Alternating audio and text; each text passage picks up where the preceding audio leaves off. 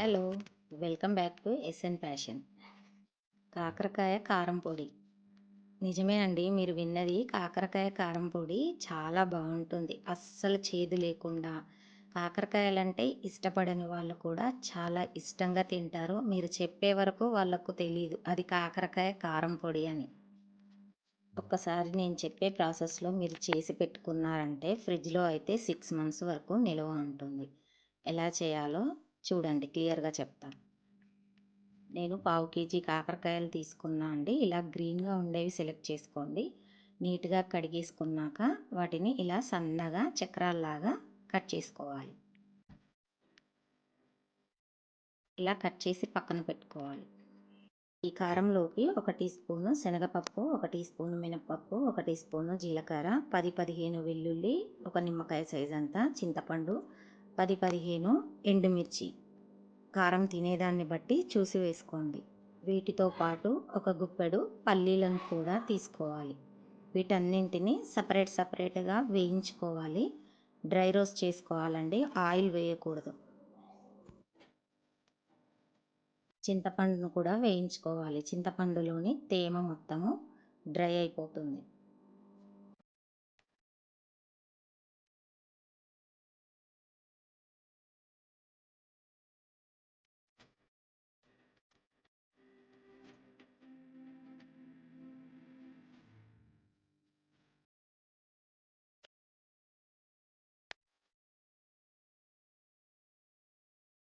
ఇలా అన్నీ dry roast చేసుకున్నాక ఒక కడాయి పెట్టి కడాయిలో కొద్దిగా ఆయిల్ వేసి ఆయిల్ హీట్ అయ్యాక మనం చక్రాలుగా కట్ చేసి పెట్టుకున్న కాకరకాయల్ని ఇందులో వేసి మీడియం ఫ్లేమ్లో మంట నుంచుకొని బాగా వేయించుకోవాలి.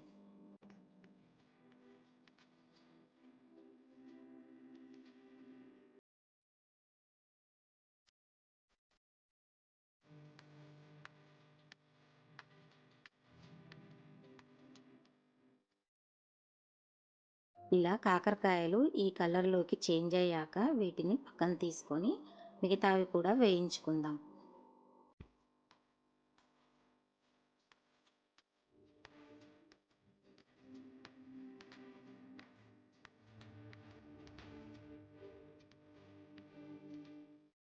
ఇదే ఆయిల్లో కొద్దిగా కరివేపాకును కూడా వేసి వేయించుకోవాలి.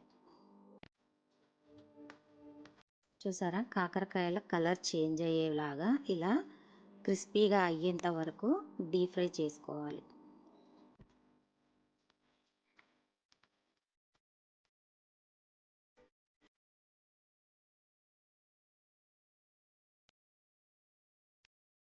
ఇప్పుడు మిక్సీ జార్లోకి ముందుగా మనము డ్రై రోస్ట్ చేసి పెట్టుకున్న ఎండుమిర్చి, వెల్లుల్లి, పల్లీలు, పప్పులు, చింతపండు వీటన్నింటినీ వేసి బరకగా కొద్దిగా సాల్ట్ వేసి గ్రైండ్ చేసుకోవాలి.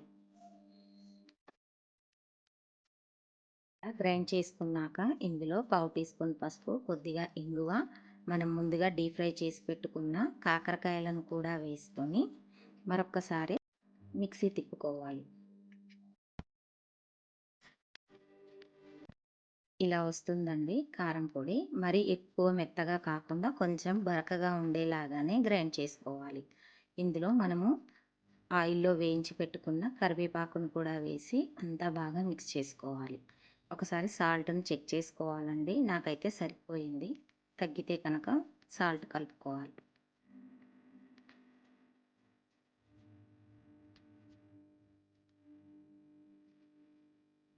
కాకరకాయలంటే ఇష్టం లేని వాళ్ళు కూడా చాలా బాగా ఇష్టంగా తింటారు. మీరు చెప్పే వరకు గుర్తుపట్టారండి ఇది కాకరకాయతో చేసిన కారం పొడి అని.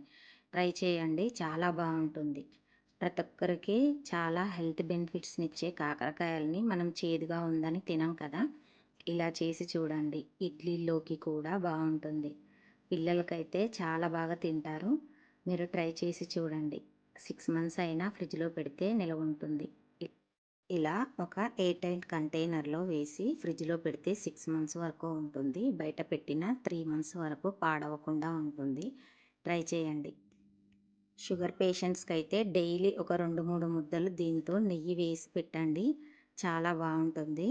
షుగర్ పేషెంట్సే కాదండి, కాకరకాయలు ప్రతి ఒక్కరికి హెల్త్కి చాలా మంచిది. పిల్లలు తినరు కాబట్టి ఇలా చేసి చూడండి.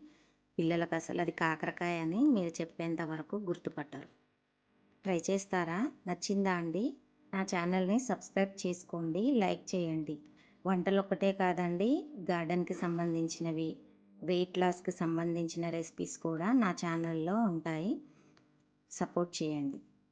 ప్లీజ్ లైక్ చేసి కమెంట్ చేయండి. Subscribe my channel SN passion. Thank you.